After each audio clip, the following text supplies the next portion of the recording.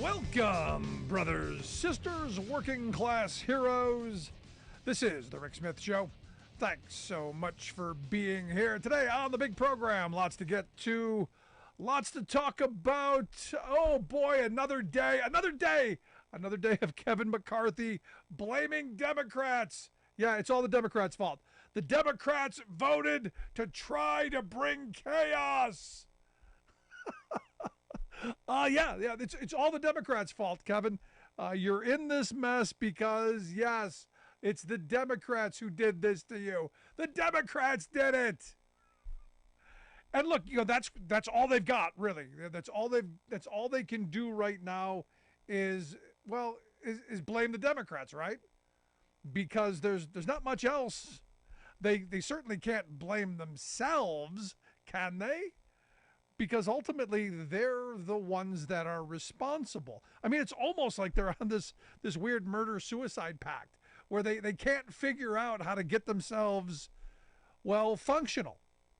And the weird thing is Jim Jordan today got the Republican House Conference nomination. Didn't we just do this? Wasn't this just kind of deja vu-ish? He got 124 votes to Austin Scott's 81 votes, makes him the nominee. Now gets to go possibly, maybe, not even sure if it goes to the floor. Because, look, if he had the 217 he needs, they'd have done it already. It'd have happened. It would have happened already. If they had the 217 votes, it'd be over.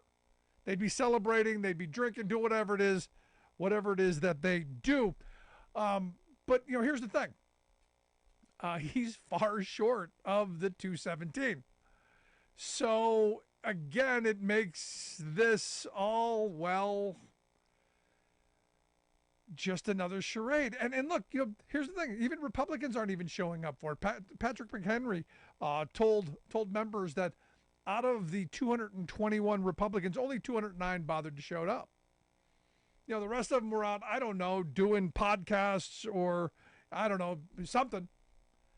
Now, the weird thing is Republicans are in crisis. There's trouble here because they cannot seem to figure out how to fix their problem. And it's the eight who are holding them hostage. And, what's kind of important to understand in this moment about this time, in this moment right now that we're living through, is that the Republicans respect nothing. They respect none of the norms of the past. They respect none of the precedent of the past. None of that. They don't respect election results, and that's new-ish. And the thing is they don't even respect the election results that they control. Now, understand, you had the caucus nod that Scalise got, which normally in normal times you come out of that conference, you have the backing of the majority of the members, and you go, hey, as a functional party, we won, let's move along, let's get some work done, there are things we can do. That used to mean something. That used to get things done. Not now. You've got a handful of people who are literally holding the country hostage. And I was thinking about this today. Think of how the Republicans have normalized chaos. Think about in the Trump era. Now look, they've always been the party of no, they've always been the party of gridlock and delay, but they've always done it within the the parameters of governmental norms. Now you got no, we're burning things down. We're going to overrun the Capitol and defecate on your floor. This is a weird moment we're in. Because, you hear about government being about compromise and working together and, for the common good and, all those high-minded things. How do you, if you're the Democrats, how do you compromise with people who can't even compromise with themselves? They won't even compromise with people that they agree with. They agree with each other on 99% of things and yet still can't get to yes. And look, I hope it hurts them. I hope they get their just rewards out of this. I hope they get what they've earned, which is a permanent minority status, which is shown the door come next November, which is the end of their reign of terror, if you will. Because again, what have they accomplished? They go, but they only have a slim majority. They only got 221 votes. Yeah, Nancy Pelosi had a smaller margin, got things done, didn't have dysfunction. Because here's the thing, you have people on the Democratic side who believe in government, who believe that we should be doing things to make people's lives better. We should be doing things to improve our country's infrastructure, to improve the future of humanity, if you will. But on the other side, you've got bomb throwers and destroyers. And that's a problem. And this is one of those things that's really frustrating and angering. Now, you say, are they going to get what they earn and what they deserve? What it appears, the fundraisers don't happy. The fundraisers are not pleased. The moneyed interests certainly not pleased, because they're kind of pulling back. Evidently, they don't know who to buy. This is the weird part. The moneyed interests don't know which person to buy. Who on the list? Who's going to be the leader, and whose coffers do you fill? Now, Scalise, I kind of understood, because he does have some fundraising ability. And, with his baggage, although, in some circles, his I'm David Duke without the baggage is a positive. He could have brought money in, but not now. McCarthy, his well has dried up. And you're going to go to Jim Jordan, one of the most unlikable people in Congress, to be your fundraiser? Because understand, being speaker is about more than just slamming the gavel on the table and yelling and screaming. It's about leadership. It's about vision. It's about actually getting things done. It's about bringing people together. And oh, by the way, it's about fundraising. So what you've got now is, and this could help Democrats down the road. You've got the Republican money machine going, help. And look, if you're a rich guy, do you want to get involved in any of this? I gotta think not so much. But I got a lot to get to, a lot to talk about. I got to tell you, this is insane, and it's sucking all of the oxygen out of the room. It's sucking all of the energy out of the room when there are horrible things going on around the world, and there's some really good things going on here at home. And I look at Sean Fain's speech today about going, hey, we in the working class, we're going to take on the moneyed interest. We're going to take on big corporations, and we're going to fight for a better standard of living. See, this is where I want to spend my time. This is what we should be doing. At some point, I got to wonder, when do we finally realize that Republicans have broken our government? And we got to take it back. I want to hear your thoughts. Email me, rick@thericksmithshow.com. Lots to get to. Quick break. Right back after this.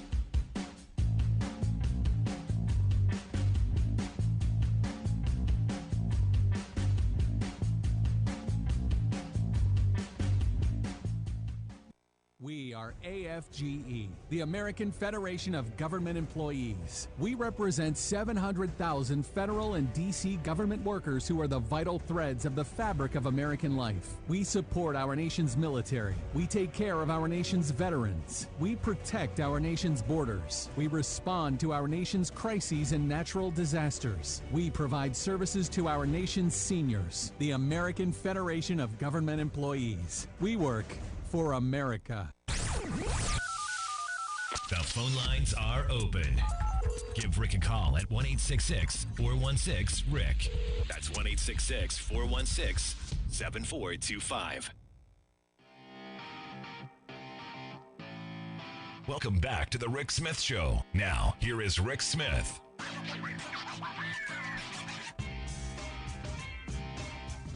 Absolutely amazing where we are. Just mind-blowing. Let's quick go to the phones. We've got Kurt from Akron on line one. Kurt, how you doing today? Hey, good evening, and I haven't talked to you in 11 billion years. What's in your mind? Well, hey, first of all, $2.85 a gallon for gas in Akron, Ohio tonight. Not bad. I wish Not I bad lived at there. Well, there's a house for sale down the street.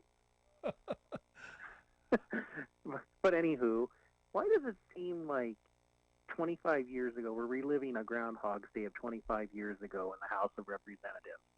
You remember when Bill Clinton was being impeached and Newt Gingrich had to resign in disgrace after the midterm election, and then they're doing the impeachment vote, and Bob Livingston was the next one in line to become the Speaker of the House, and he resigns in disgrace before he's even voted on because he had an affair with some woman other than his wife. Yeah. And then we ended up getting Denny Hastert. Yeah, no, if only we would have found out he was a kid toucher, and he would have gotten ousted. Exactly, but see, this is what I'm saying is we don't have McCarthy anymore. Scalise resigns for whatever reason. Marjorie Trader Green says it's because he has blood cancer, which that could be the case. And we end up with another guy who is a wrestling coach who covered up for child molestation. So why is it we're having Groundhog's Day in the House of Representatives 25 years later? Well, I mean, it is the Republican Party. Good point. Exactly. Oh, and then also, you were talking about the moneyed interest. Remember, Donald Trump ain't going to give any money to those guys because Donald Trump doesn't spend money on anybody but himself, and he doesn't even spend it on himself. He just kind of hoards it. Yep. Because if he wasn't rich, he'd be hoarding garbage. Well, that's why they weren't going to make him speaker, and I thought that from the beginning because that job is all about raising money. But I appreciate the call, Kurt. Thanks so much, buddy. Thank you. Let's go to Steve on line 2. Steve, how we doing today? What's on your mind, buddy? Well, I mean, I share your view with regard to what's going on in the Republican Party. Yeah, I mean, it's like a bunch of children who decided, okay, well, we don't like the class president, and we're going to oust him. We have no plan for what comes after that because we don't have anybody else who could possibly get elected to the position. But, hey, we'll oust him because we can. Because, like a bunch of children, we didn't get everything that we wanted on some menu that we had going into this process. Because, in a functional democracy, in our system of government, you don't get everything you want. Why? Because you don't control everything in government. And you certainly don't control the White House, and the president has the capacity to veto what things that are passed in the Congress. And there's a lot of people who voted for the other party. It's not as if you've got a supermajority in your House. So, and the speaker that you did have just barely squeaked by a victory after 15 ballots. And so basically, whoever runs now has got about 4 or 5 people in their party that they can play with as far as margin of victory. And given the 2 votes that were taken today, what we know about Jim Jordan is the first one, he was down over 80 votes. The second one, about 55 votes.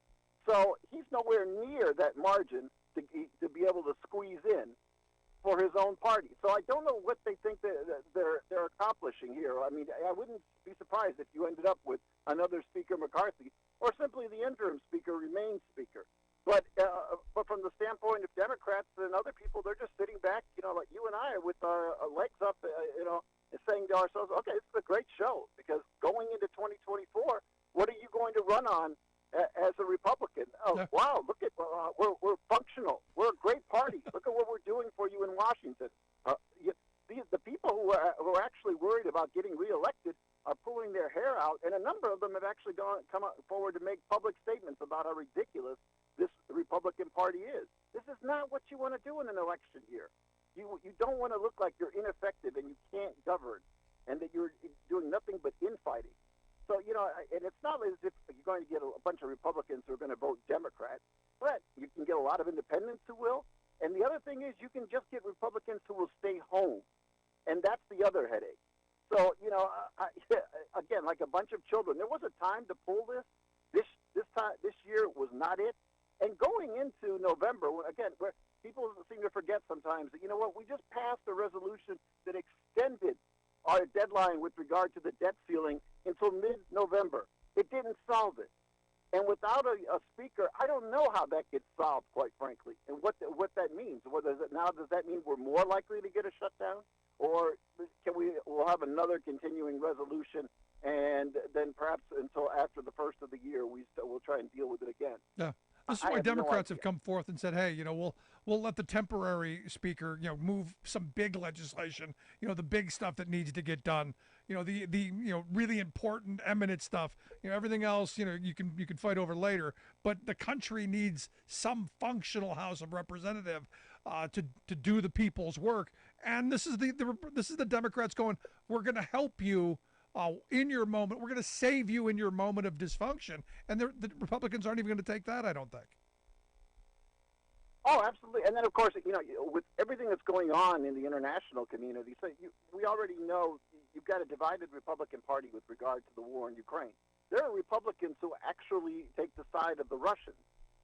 They don't openly say it, but what they'll do is use coded language in terms of, the United States doesn't need to be giving Ukraine money. We could be spending that money somewhere else, blah, blah, blah. This was the same party that claimed that we were fighting the evil empire and there was no expense that was too great a few decades ago. But now, we can't help Ukraine. Why? Because Vladimir Putin is our kind of guy. Just say what you really think. Let's stop acting like it's about anything else. Yeah.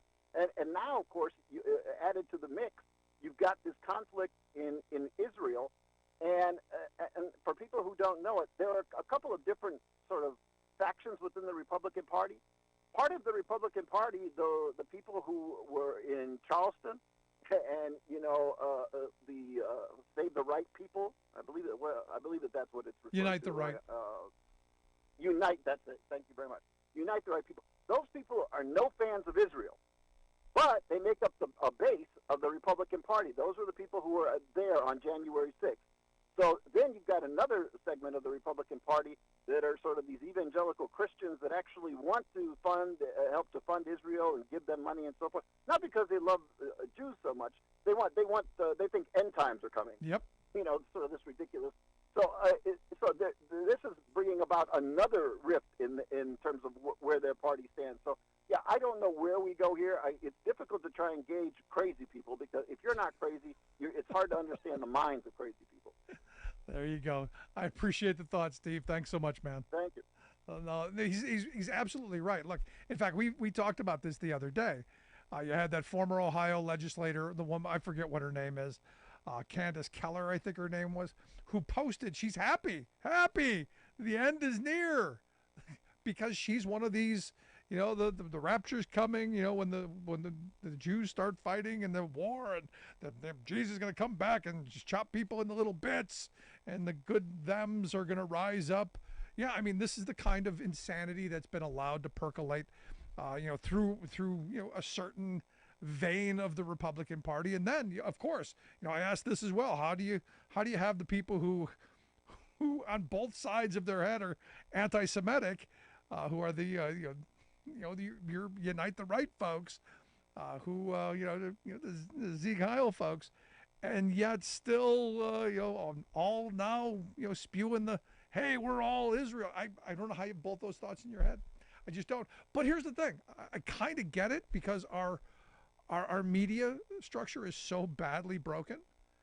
I saw a thing today that said the Epoch Times is now the fourth most subscribed publication in this country, the fourth most subscribed newspaper in America. Its revenue has grown 685% in just 2 years to over $122 million. And you go, Epoch Times, who runs that? A Chinese religious sect. Yeah, it's the paper's run by Falun Gong, who claims that January 6th is a hoax. Climate change is a hoax. In fact, the first time that I came across the Epoch Times Twitter feed, I thought it was a parody account. I thought it was just a crazier version of the Onion. But no. And this is the thing. You got brainwashing and propaganda of American citizens by a Chinese religious group. That's epic. And look, then you combine that with social media, which is a giant cesspool of lies and propaganda and disinformation at its face. Thank you, Elon Musk, what you've done to Twitter. And we are awash in propaganda and BS and disinformation. And look, I've been on X now, formerly known as Twitter. I've been watching some of the videos supposedly coming out of Gaza, and it's all the most atrocious stuff. Only it's not from there. It's atrocious stuff from the past that we're now just recycling, and it's meant to keep people all riled up and angry and pointed at each other and misinformed. That's the part that's really frustrating and angering, because you want to believe that an informed electorate, an informed citizenry, active, engaged, informed, that we're going to make decisions that are in the best interest of we the people. That's the foundation of what this entire experiment of self-governance is supposedly all about. But what do you do when massive disinformation campaigns are allowed, and not just allowed, but promoted on every level, and you have a mainstream corporate controlled media where virtually everything you see, hear, and read are controlled by 6 corporations seeking profit? What do you do with this? And I go back to that Les Moonves quote. Donald Trump may not be good for democracy, but he's good for our bottom line. Which is why, again, The Hill today puts out a piece on the Trump campaign defends Hezbollah remarks. Quote, smart does not equal good. So they wrote a whole piece defending Trump's comments. Yes, we have a media structure playing both sides of the fence because, hey, we got to prop Trump up because you got to have a Trump-Biden race because that's how you're going to make money. Even though Trump has already flopped. And you don't see Trump back up very often.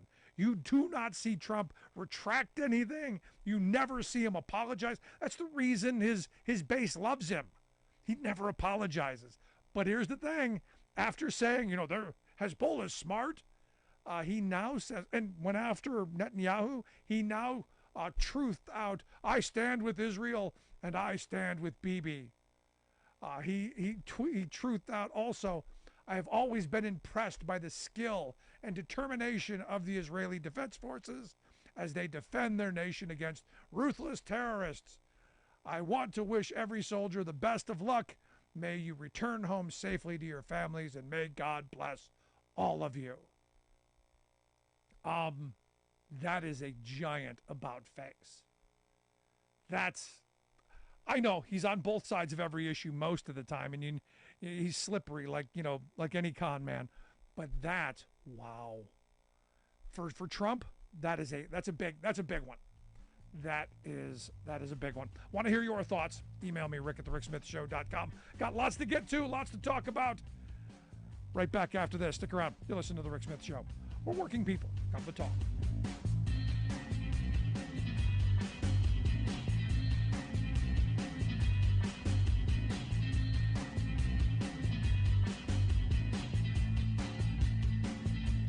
I'm Rick Smith, and this is Labor History in 2.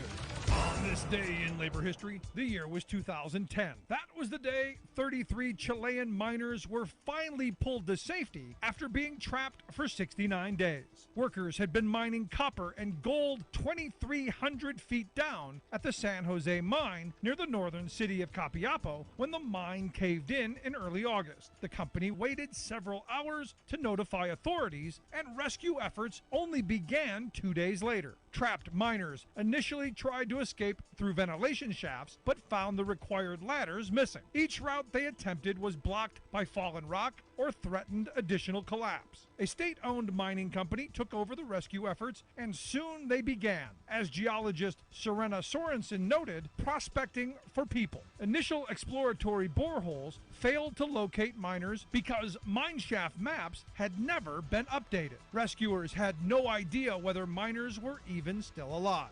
Finally, 17 days later, the 8th borehole reached them. The miners tapped on the drill and taped notes to it, alerting rescuers above that they were indeed alive and well. Food, medicine, and other supplies were lowered down to them as rescue efforts intensified. Mini cameras were also lowered down, and miners videotaped messages of their continued ordeal. They told how they continued to search for possible escape routes and agreed to ration their limited food supplies so they could all survive. The first of 3 drilling plans to free the miners began. It was an international effort. The Chilean Navy consulted with NASA to design and construct the rescue pods. Throughout the entire process, rescuers worked to prevent additional cave-ins and rock falls. Finally, the extraction process began, and in less than 48 hours, all miners emerged as heroes.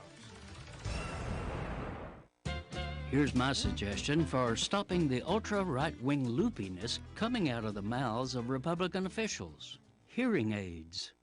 I'm convinced that the wacko blatherings of Matt Gaetz, the ravings of the QAnon cult, Trump's tantrums, and so many others are the result of a tragic neurological disconnect. This affliction lets their tongues wag impulsively, but their ears don't pick up the noise, so they're unaware that they are prattling nonsense. The current chaos in Congress's Republican caucus is one embarrassing example of this eardrum contagion, but it has spread throughout the country, even to local right-wing officials.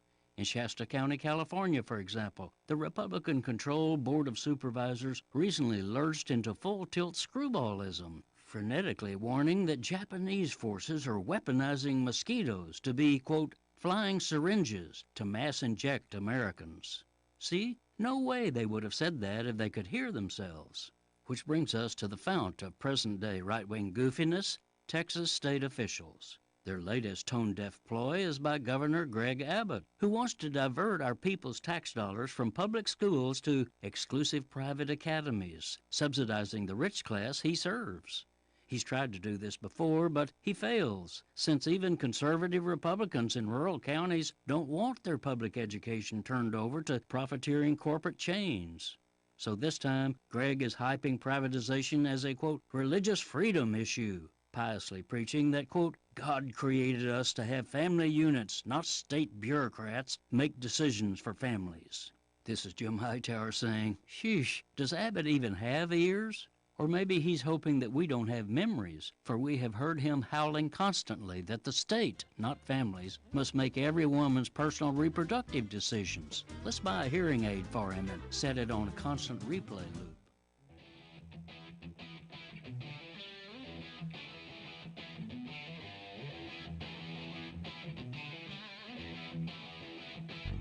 Welcome back to the Rick Smith Show. Now, here is Rick Smith.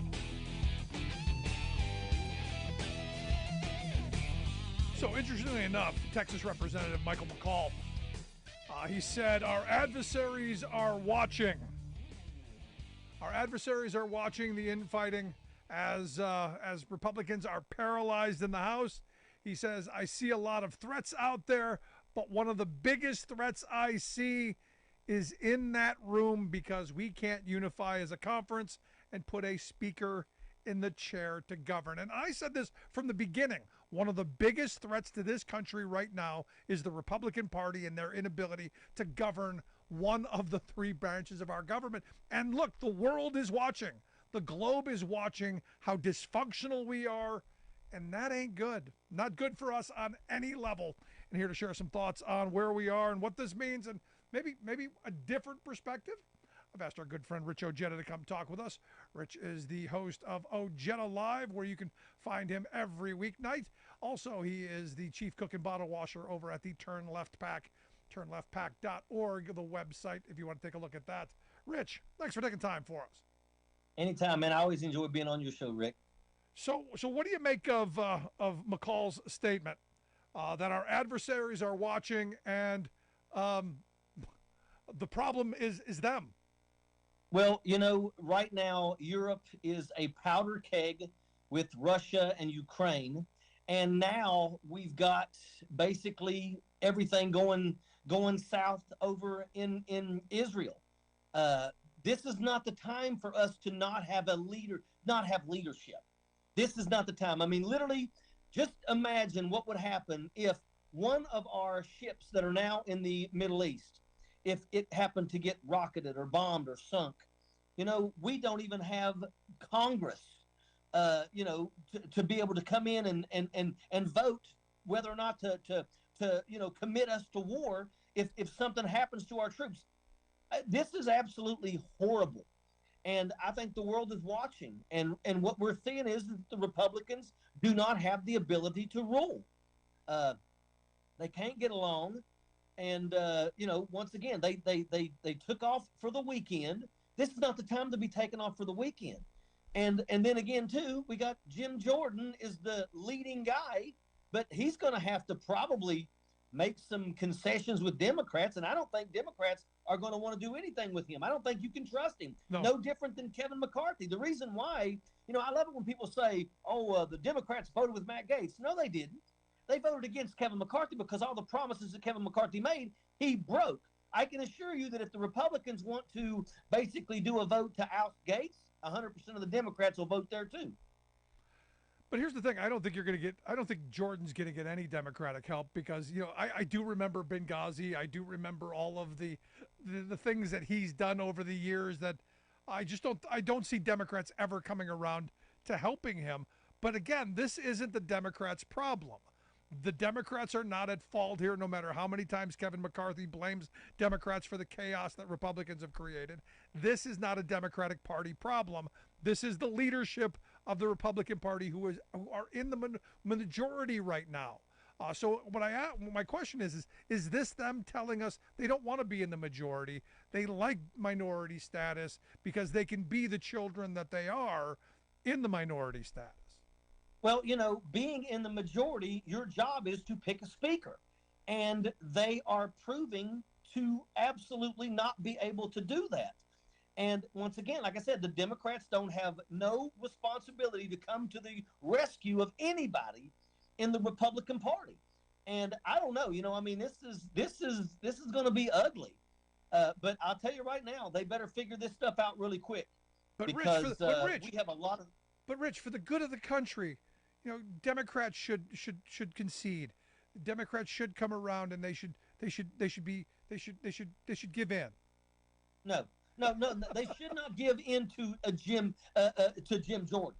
There's no reason to give in to Jim Jordan. For the good of the country, Rich. Look, it's not. But that's not the good of the country. I'll be honest with you. I don't think that Jim Jordan deserves to be in that position. I mean, remember, if he becomes the Speaker of the House, he's like third in line for the presidency. He is, and here's the guy who absolutely, I guarantee you, participated in January 6th, knew everything about January 6th. This guy literally helped Donald Trump. So it's the last person that we want to see with the gavel. And the Democrats have no responsibility whatsoever to elevate him to that position. They have every responsibility to fight like hell to make sure that we don't have somebody like Jim Jordan getting the gavel. Now, it was said today by McHenry, the interim speaker, that basically Republicans aren't showing up. Out of the 221, only 209 bothered to show up for work. There are 212 Democrats who voted for Hakeem Jeffries. There seems to be a majority there. Yeah, no, you're absolutely right.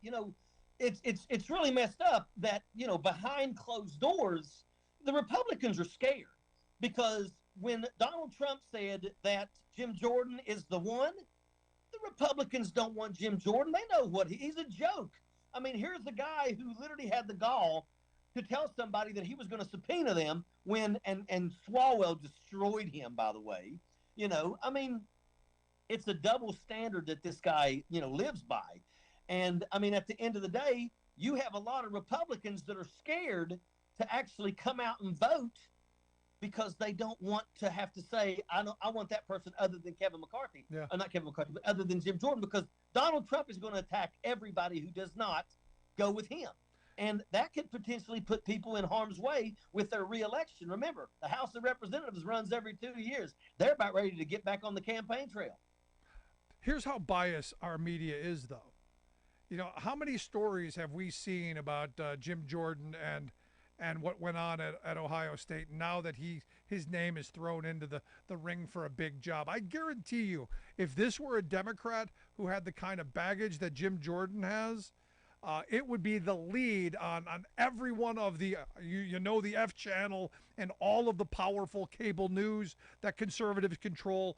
Right-wing talk radio would be insane with it. It would be nothing but Jim Jordan is, child molester, Jim Jordan, covered up for pedophiles. It would be that wall to wall. And yet, I brought it up to a conservative today who had no idea, none whatsoever, what I was talking about. Well, I will tell you, I believe that the Democrats hold their own accountable. I mean, that's just how it goes. When a Democrat gets caught doing something, they've already asked Bob Menendez to step down. I mean, the guy's evidence is stacked up against him. And nobody defended him, Rich. There's nobody who's come out and defended him. I look at this thing with George Santos. How is George Santos still in Congress? Yeah. Well, and that's the thing is that, he's in Congress because they won his vote, and they know that he will vote the way he's told. Now that he's gotten 10 new charges added, you finally have some Republicans that got a backbone that say they want to make sure that they get rid of him. But we have to wait and see, because once again, do you think do you think that Jim Jordan is going to get rid of one of the votes that he needs? I mean, these people are going to look the other way. But if it was a Democrat, they would be on fire right now. And that's an absolute fact. If we had a Democrat that acted like Lauren Boebert, a Democrat that acted like Marjorie Trainwright Green, a Democrat that acted like Josh Hawley, a Democrat that acted like, and I could go on and on and on, they would be ran out of the caucus. Yep. But the Republicans absolutely will protect their own, regardless if their own are the worst of the worst. I mean, and if we look at these people, I mean, Jim Jordan has got some serious baggage. The mere fact that they could elevate this guy is absolutely sickening. He doesn't deserve to be the speaker. He is a dangerous human being. He's a liar. He's just garbage. And apparently that's where we're at. And what's really sad is that we have a lot of problems right now. Yeah. I mean, I'm telling you right now, we got people in Washington, D.C. that literally are cutting the funding to Ukraine.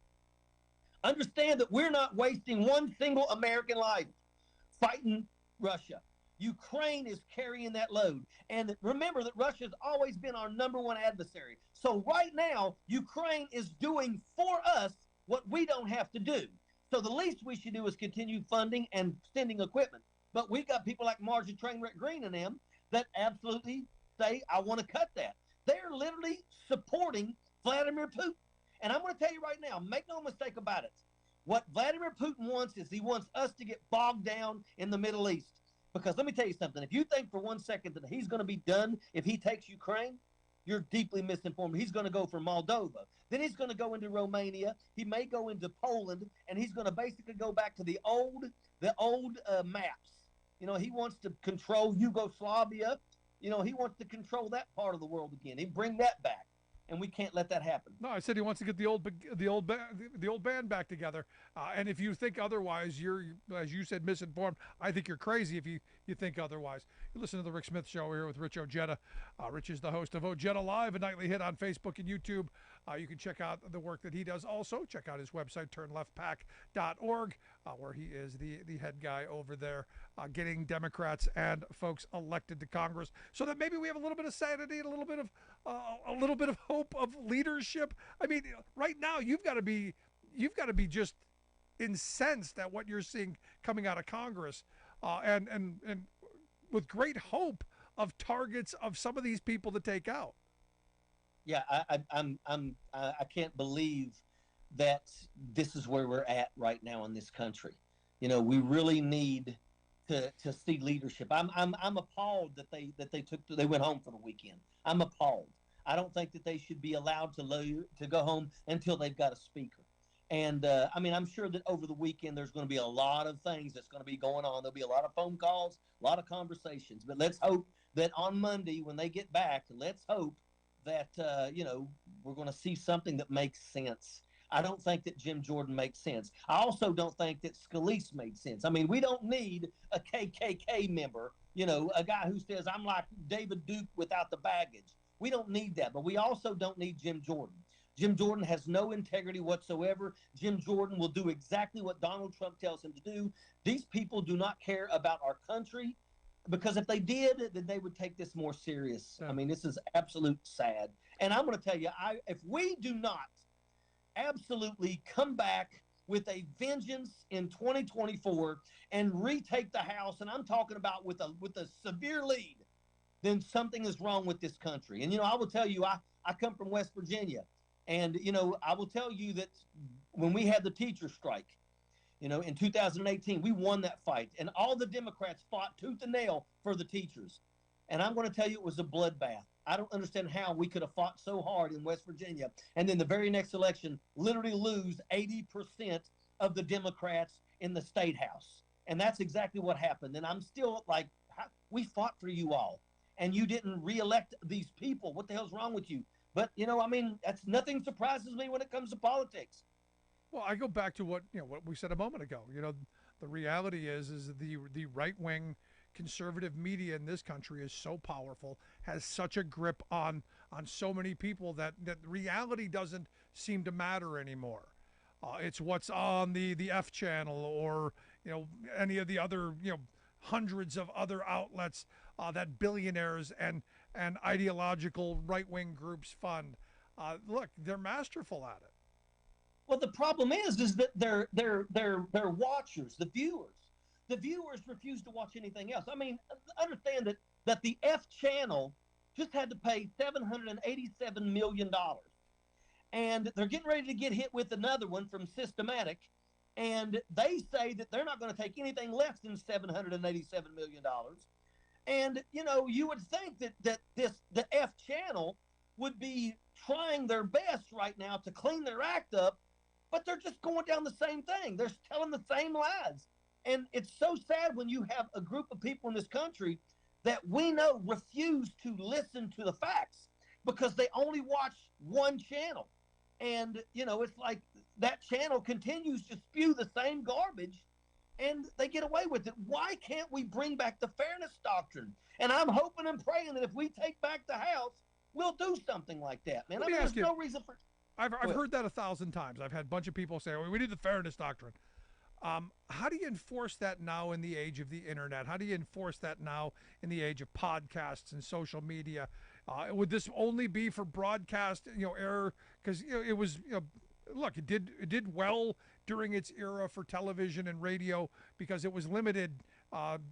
Basic access you could limit. Now with so many inputs, how would you enforce that? Well, my thing is the news media. To me, there should be requirements when it comes to integrity. I know. Look, I don't know. What do we do with the internet? Everybody goes on there. I mean, you're talking to somebody who right now, if I go to Facebook and I type in Richard Ojeda, I'll find 30 fake profiles using my pictures. I try. I wish I could stop that, but I can't. But I will tell you that the least we should do is hold the news media accountable for their actions. You should not be allowed to tell lies. Yeah. You should, and literally, this is dangerous. And look at what happened on January 6th. Because of lies, it led a group of people to go to Washington, D.C. and storm the halls of Congress because of lies. And people need to be held accountable for that. I still believe that I hope it's more than just Donald Trump that gets held accountable for January 6th. I want all of these people. I want the people that gave the tours. I want Lauren Boebert, who was live tweeting the whereabouts of Nancy Pelosi. Early in the morning when they say today is 1776, they knew exactly what was going to happen. Those people need to be held accountable. And instead of being held accountable, they're sitting at the highest seats of the land. And we deserve better than that. And I'm telling you, if we keep going down this path, if we don't figure out ways to correct our government and get people on the right track, man, I'll be honest with you, we may be on the outskirts of our country. We may become a dictatorship sooner than we think. And there'll be no way for us to get out of that. And I'll be honest with you, I don't want to be a part of that. No, I'm right there with you. What do you think? I'm going to let you go here in a second, but what do you think of Nancy Mace as Trump's running mate? I mean, goodness gracious, better than Marge the Trainwreck Green, I mean, look, at the end of the day, Donald Trump is just To me, how can people steal?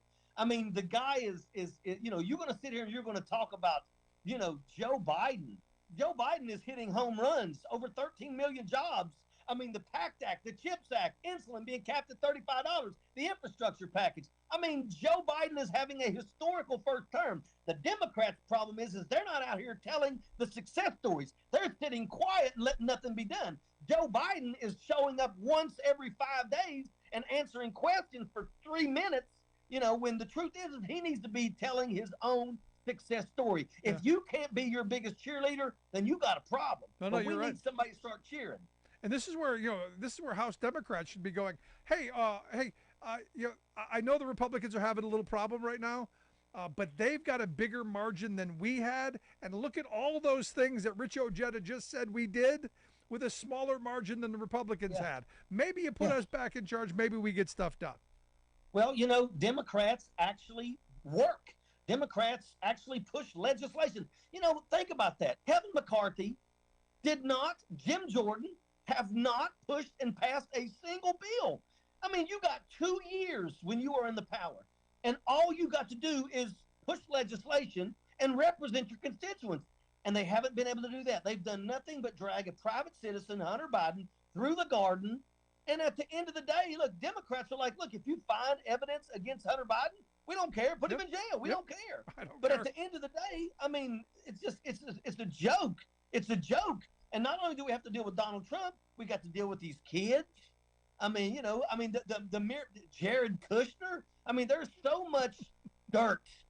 And I'm hoping that when this is all said and done, I do believe that Jared Kushner lured Jamal Khashoggi into that embassy when he got cut up into pieces. And I'm going to tell you, I believe that's the reason why he got that $2 billion account, and that's why they pay him $25 million a year to manage it. I'm telling you, there's dirt there.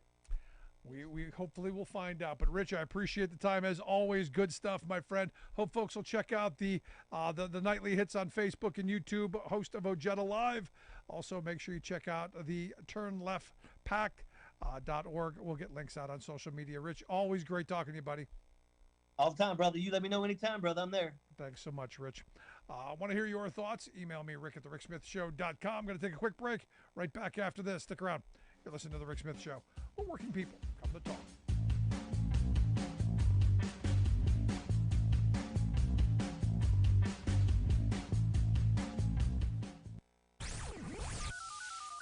The phone lines are open. Give Rick a call at 1-866-416-RICK. That's 1-866-416-7425. I'm Rick Smith, and this is Labor History in 2. On this day in labor history, the year was 1985. That was the day that clerical and support staff at Columbia University went out on strike. More than 1,000 staff members were represented by the United Auto Workers District 65. The workers wanted improvements in their benefits and their wages. They were also concerned by pay discrimination for women and minorities. 2 days before the proposed strike was set to begin, the workers held a rally. Trade union leaders spoke out in support of the clerical staff. In a show of solidarity among Ivy League schools, members of the clerical staff union from Yale University made the trip from New Haven, Connecticut to New York City to support the Columbia workers. The Yale union had won its first contract just the year before after a 10-week strike. The Yale delegation chanted, "We love you, 65. Oh, yes, we do. We whipped the Ivy League, and you can too." The strike lasted for 5 days. Some of the students formed the support group Students for a Fair Contract and helped pass out leaflets on the picket line. The Teamsters refused to cross the picket lines, stopping deliveries to the campus. According to the Columbia Spectator newspaper, the final contract included significant gains for the members. They won a 6% increase with retroactivity and additional hikes for minority workers, lower deductibles on medical insurance, and non-discriminatory clause and new technology language. The union's victory at Columbia was part of a wave of strikes by clerical workers at some of the nation's top schools. Stanford University went on strike in 1974 and 1982. Cornell's staff held 3 strikes during the 1980s. The workers who run these elite, well-funded institutions were standing up for their rights as workers. You're listening to The Rick Smith Show, where working people come to talk.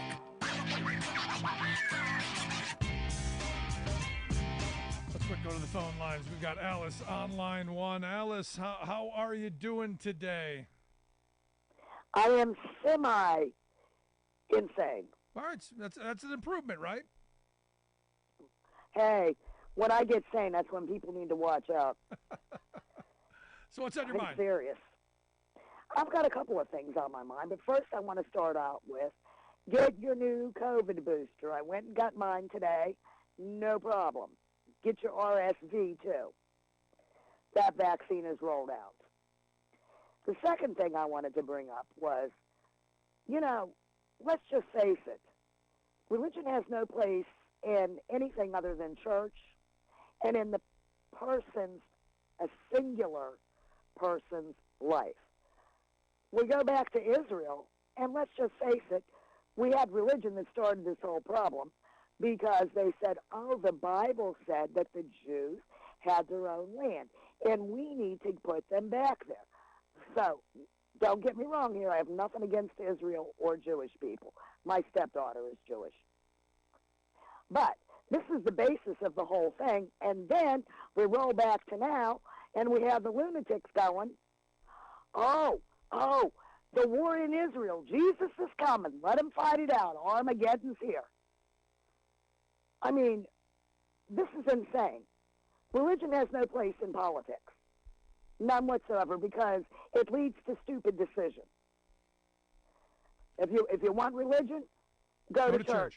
There you go. I'm with you. That's right. And the last thing that I wanted to bring up was this. I listened to a vlog on YouTube, and it is from a Russian man. His name is Konstantin. He is an engineer. He left Russia a year ago. He has worked around the world, and he speaks English very well. I've listened to him for a couple of years. He said on his vlog last night, by the way, he's not been in Russia since last year. But his family is still there, and he keeps an ear open and an eye open on things. And he said that he firmly believes that, and this is what he said. He said, I believe that when Trump gave the information about Israel to Russia, that Vladimir has kept that under wraps, passed it on to Iran to give to Hamas. And he firmly believes that when you boil it all down, that Vladimir Putin is sort of the catalyst. I wouldn't doubt it. That you have a good... Appreciate it, Alice. Thanks so much. And ultimately, that Trump was the guy who gave the information. This is the problem with having someone who remember that old saying, "Loose lips sink ships." There's your loose lips guy. There's a guy who, hey, you like me? Here, see what I have? What can I give you? What can I show you that I have? That I'm so powerful. Yeah, very, very, very scary times we're in. And look, the world is in chaos right now. And we have no functional leadership here at home in our House of Representatives. And I go back to, thank goodness for Joe Biden. Thank goodness Biden has been steady. He hasn't gotten involved in their games. He's just shown up, done his job, and is moving the country forward. Thank goodness for that. And hopefully come next November, we throw these chaos merchants out and we get more people who want to do the job. If our planet keeps warming, parts of it will become unlivable. New study warns mankind in big trouble without climate action. The basis of the investigation is that this was deliberate. Damage to an undersea gas pipeline in Europe looks like sabotage. Plus, European Union launches world's first carbon border tax. So there's that. All of those stories and more straight ahead. From BradBlog.com, I'm Brad Friedman. And I'm Desi Doyen. Stand by for 6 minutes of independent Get green news, politics, analysis, and snarky comment. Last week when I was testifying in Congress, hearing a lot about EVs, I feel like it's 2005 and I'm meeting people from the Rotary Phone Society.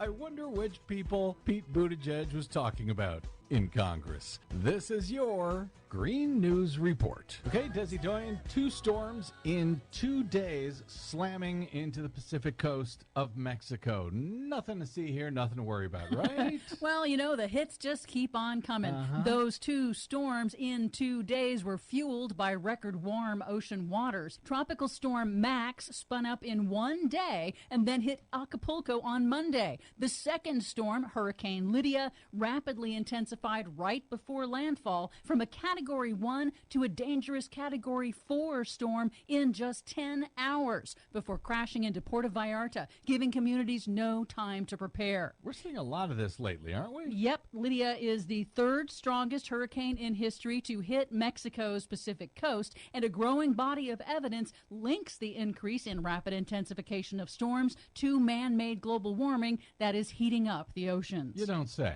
In South America, scientists at the World Weather Attribution Network announced that the recent prolonged record-shattering heat wave that saw temperatures soar above 100 degrees in late winter would have been virtually impossible in a world without human-caused climate.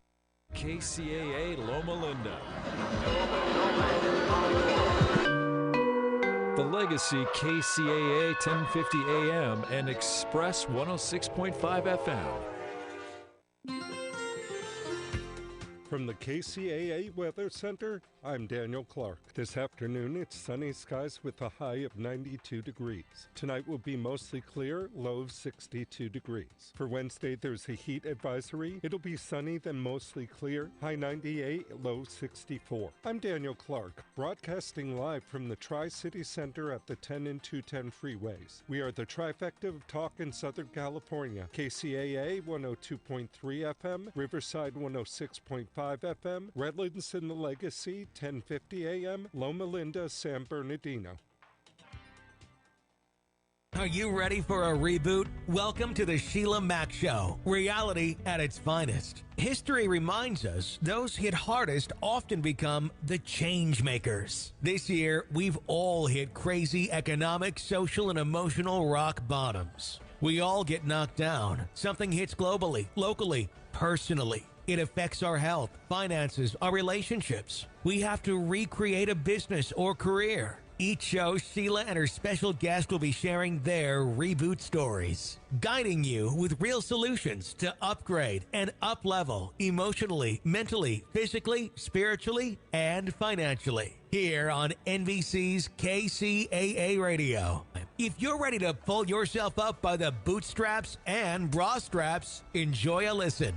Here's Sheila. If you are just tuning in, this is NBC's Sheila Mack Show here on KCAA Radio, the station that leaves no listener behind. I'm your host, Sheila Mack, and today we have a very special positivity show for you. That's right. Today we are talking about how connecting with animals can supercharge your success. And I am also going to have a special series at the second half of this episode that talks all about the secret ways to make moving, relocating, or vacationing with your pets